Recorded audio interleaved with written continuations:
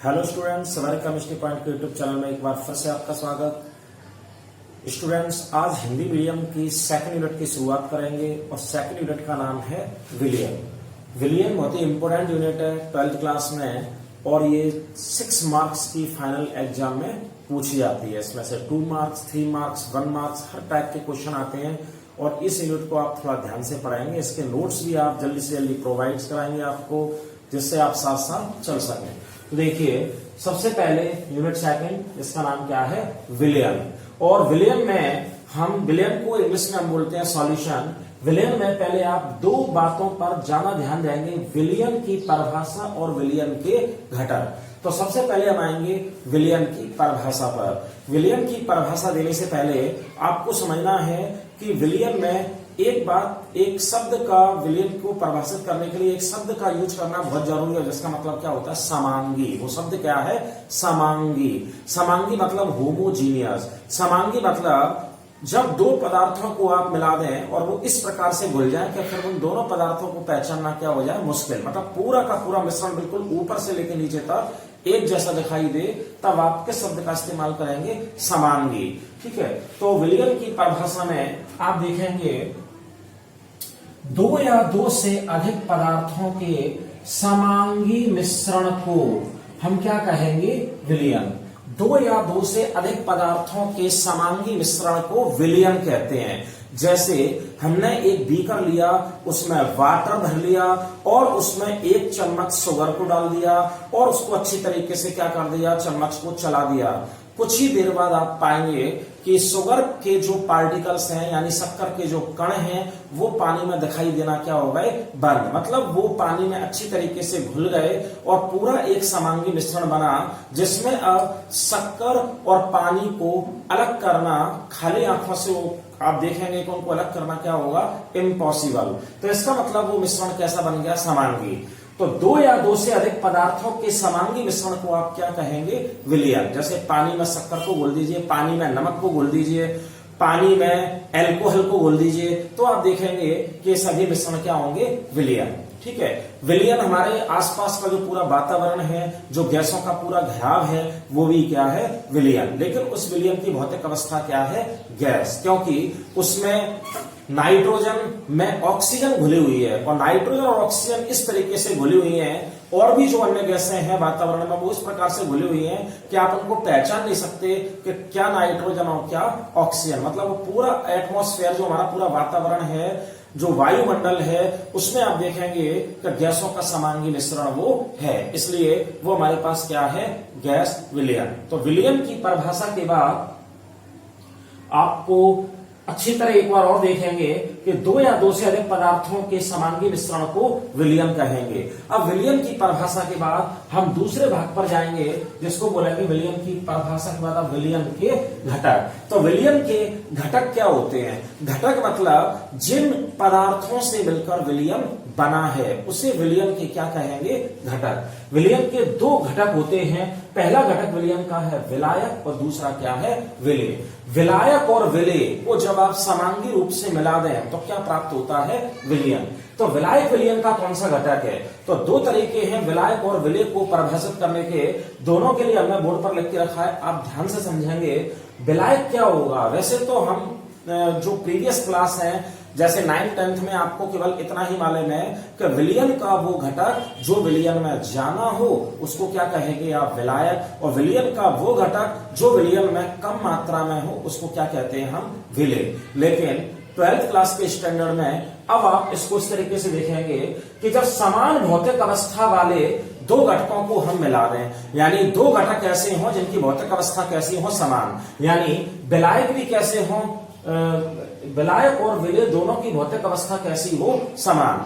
माना कि विलायक भी हमारे पास क्या है? द्रव। और विलेय भी हमारे पास क्या है? द्रव। तो इसका मतलब दोनों की भौतिक अवस्था कैसी हो गई? समान। तो समान भौतिक अवस्था वाले 2 घटकों को जब आप मिलाएं और जिस घटक की मात्रा क्या हो अधिक, उसको आप क्या कहेंगे, विलायक। और जिस घटक की मात्रा क्या हो कम, उसे हम क्या कहते हैं, विलय। ये हमारे पास हो गया जब समान भौतिक अवस्थाएं विलयन में, दोनों घटकों की भौतिक अवस्थाएं कैसी हों, समान, तब आप विलायक उस घटक को बोलेंगे जो विलयन में अधिक मात्रा में था, और विलय उस घटक को कहेंगे जो विलयन में जो विलयन में कम मात्रा में था। अब आप दूसरी अगर इसको देखें, अगर कोई आपसे कहे कि हमारे पास तो असमान भौतिक अवस्था वाले घटक हैं, मतलब विलायक और विलय दोनों की भौतिक अवस्थाएं कैसी हैं, भिन्न, तो असमान भौतिक अवस्था की कंडीशन में क्या होगा, असमान भौतिक अवस्था वाले जब दो घटकों को आप मिला दें तो वो घटक जो विलयन की भौतिक अवस्था के साथ क्या कर जाए, मैच कर जाए, मतलब जिस घटक की भौतिक अवस्था विलयन की भौतिक अवस्था से मेल खा जाए उसे आप क्या बोलेंगे, विलायक। और जब दो असमान भौतिक अवस्था वाले घटकों को आप मिलाएं तो विलयन की भौतिक अवस्था जिस घटक की भौतिक अवस्था से क्या हो, भिन्न, उसे हम क्या कहते हैं, विलय। जैसे कि वाटर में हमने शुगर को डिजोल्व किया, निश्चित रूप से वाटर यहां पर जाना था और शुगर क्या थी, कम, तो वैसे नॉर्मल वे में देखें तो वाटर यहां पर क्या होगा, विलायक, और शुगर क्या होगी, विलय। लेकिन अब भौतिक अवस्थाओं के आधार पर देखें तो जल यानी वाटर की भौतिक अवस्था क्या थी, यहां पर लिक्विड यानी द्रव, और शक्कर की भौतिक अवस्था यहां पर क्या थी, सॉलिड यानी ठोस। तो जब दोनों को आपने मिलाया तो यहां पर विलयन की भौतिक अवस्था, जब शक्कर और पानी को आप मिलाएंगे तो मिलने के बाद जो विलयन बनेगा वो तो क्या बनेगा, द्रव। इसका मतलब है कि शक्कर की भौतिक अवस्था क्या थी, ठोस, लेकिन विलयन की भौतिक अवस्था क्या है, द्रव, यानी वो दोनों आपस में मेल नहीं खा रहे। इसका मतलब विलय यहां पर विलय यहां पर क्या होगी, शुगर, और विलायक यहां पर क्या था, जल। इस प्रकार से हम देखते हैं कि वो घटक जो विलयन में कम मात्रा में होता है उसे विलय, और वो घटक जो विलयन में अधिक मात्रा में होता है उसे हम क्या कहेंगे, विलायक। तो विलयन की परिभाषा और विलयन के घटकों के बाद अब आप शुरुआत करेंगे इस यूनिट के अगले भाग की, जिसका नाम है विलयन का वर्गीकरण। विलयन का वर्गीकरण हम दो आधार पर आपको समझाएंगे। इनमें पहला आधार हमारा है विलयन की भौतिक अवस्था के आधार पर उनका वर्गीकरण, मतलब जब विलयन बन जाए तो क्या विलयन ठोस है, द्रव्य की गैस है, उसकी भौतिक अवस्था क्या है, उस आधार पर विलयन को हमने मुख्य रूप से तीन भागों में विभाजित किया है। आपको अच्छी तरह मालूम है कि पदार्थ की तीन भौतिक अवस्थाएं होती हैं, ठोस, द्रव और गैस। तो पहली जो हमारे पास विलयन है वो क्या है, गैसीय विलयन। तो गैसीय विलयन क्या होगा, जब विलयन बनने के बाद पूरे विलयन की भौतिक अवस्था क्या आ जाए, गैस, तो ऐसे विलयन को हम क्या कहेंगे, गैसीय विलयन। या निश्चित रूप से ऐसे विलयन में विलायक यानी विलयन का जो घटक है विलायक, उसकी भौतिक अवस्था क्या होगी, गैस। तो इसके फिर तीन प्रकार हैं, गैस में ठोस को आप भूल दें, गैस में द्रव को भूल दें, और गैस में गैस को। अभी आपको पूरा ध्यान इस एरिया पर केंद्रित करना है। ये आपको समझ में आ गया तो बिल्कुल वैसे ही दूसरा और तीसरा प्रकार होगा। तो गैसीय विलयन क्या होगा, ऐसे विलयन जिनमें विलायक क्या हो, गैस, और विलय गैस, द्रव, ठोस, तीनों में से कोई भी हो, तब आप उनको क्या बोलेंगे, गैसीय विलयन। अब जैसे इसके तीन कंडीशन हमारे पास बनेंगी, विलायक, गैस में ठोस। गैस में ठोस का मतलब क्या हुआ, वायु में धुएं के जो कण हैं, तब आप उनको क्या बोलेंगे कि गैस में क्या बोला हुआ है, ठोस। जब धुआं गैस में समांगी रूप से वितरित हो जाए तब आप उसको क्या बोलेंगे कि वहां पर विलायक की भौतिक अवस्था क्या है, गैस, और विलय की क्या है, ठोस। धुआं इसका क्या है उदाहरण। गैस में द्रव, गैस में द्रव क्या होगा, वायु में जलवाष्प। जब वाष्प बाष्पीकृत होकर, पानी की वाष्प में बाष्पीकृत होकर वायु में बिखर जाए, समांगी तरीके से, समांगी रूप से पूरे वायु में वो वितरित हो जाएं, तब उसको आप क्या बोलेंगे कि वायु में जलवाष्प। इसका मतलब वहां पर वायु क्या थी, गैस, और विलय क्या था,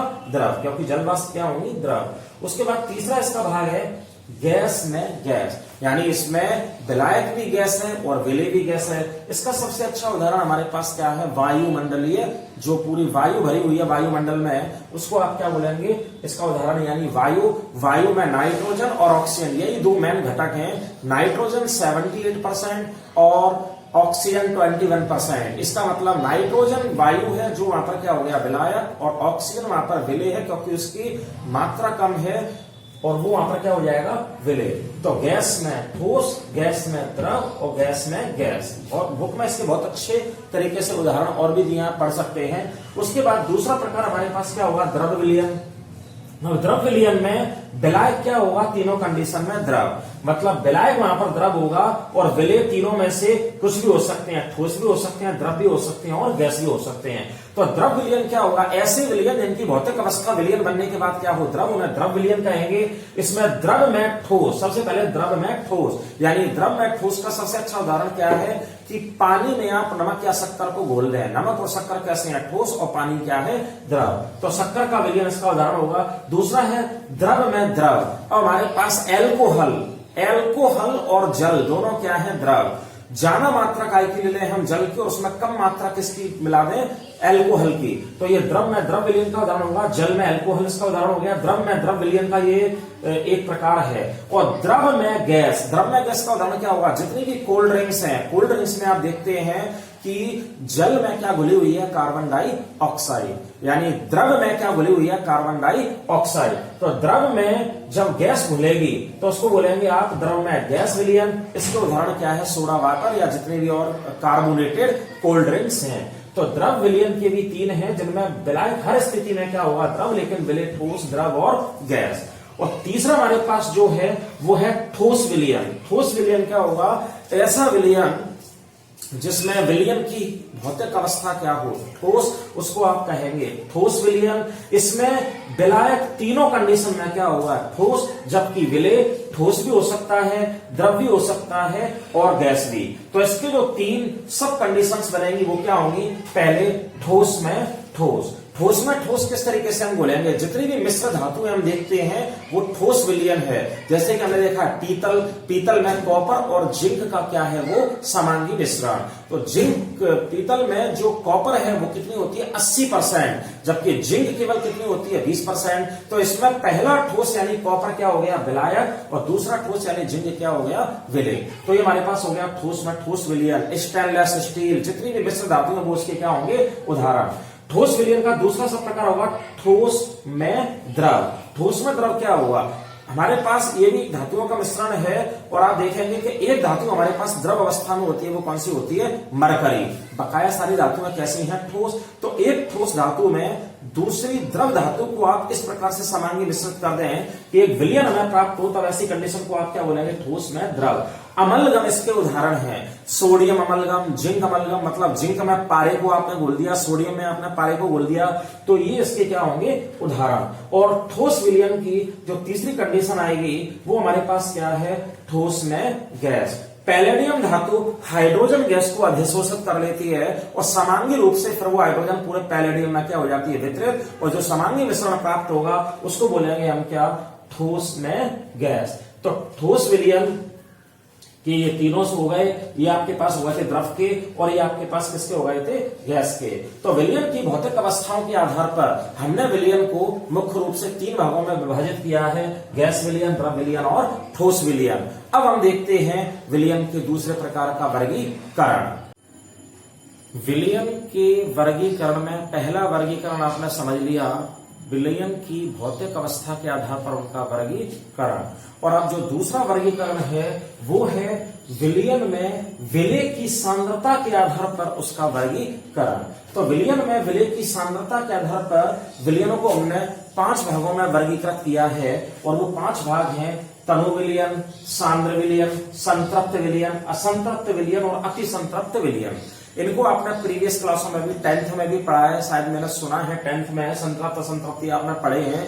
और अब आप इनको एक एक देखिए, एक एक को आप देखेंगे तनु विलयन, सांद्र विलयन, संतृप्त, असंतृप्त और अति संतृप्त को। तो पहला हमारे पास कौन सा है तनु विलयन।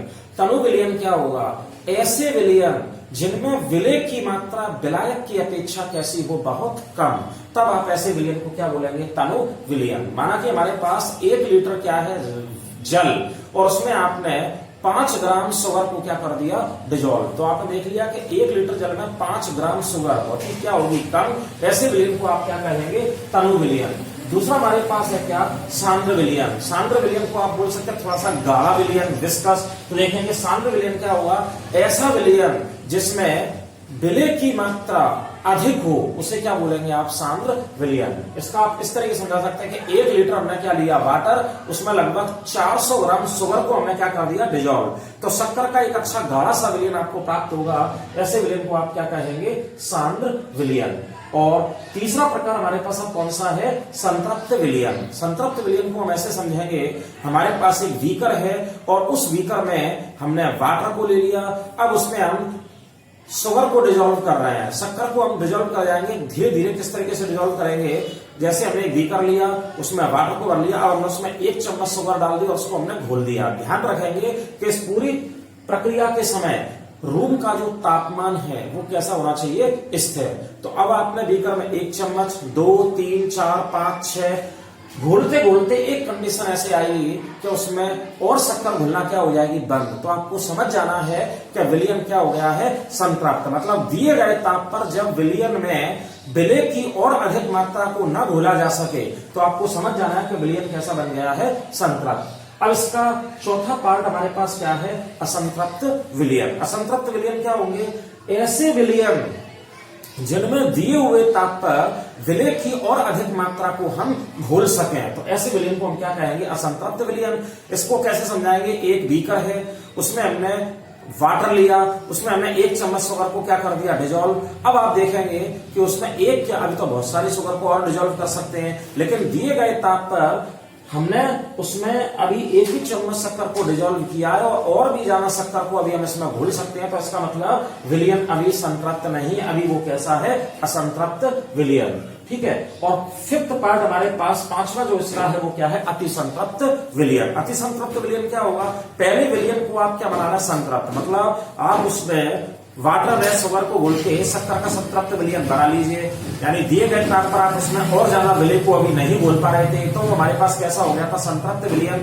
अब आप उसमें थोड़ा सा टेम्परेचर को बढ़ाइए, टेम्परेचर को बढ़ाते ही आप देखेंगे कि आप उसमें और ज्यादा विलय को घोल सकते हैं, मतलब शक्कर की और मात्रा को घोल सकते हैं।